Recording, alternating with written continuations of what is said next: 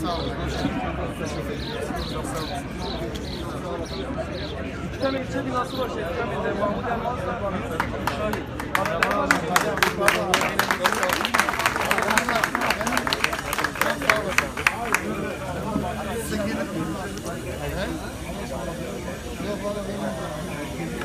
Karıları var.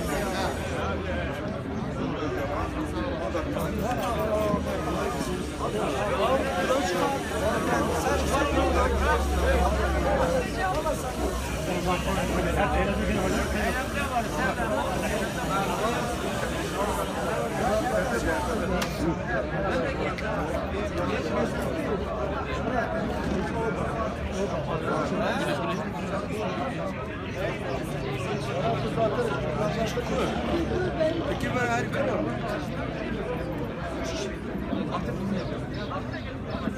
Ya arkadaşlar yeni diyor ki ya bir de hani hadi işte 25'ten %5'te ya abi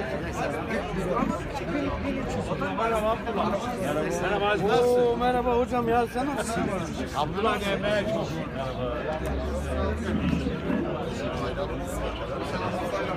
Antep'teyim deyince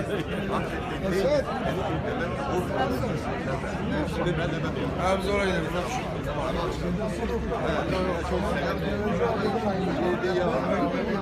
dedi ki al gelin size bir sorun. Antep deyince dedi ki demedi orada. Abi ben hep %12 ile 14 arası diyorum. 13 diyorum. Sabah aradım. Ama Şeyhmus'u aradım. Bayram Bey'i de aradım. Bayram Bey'i de çok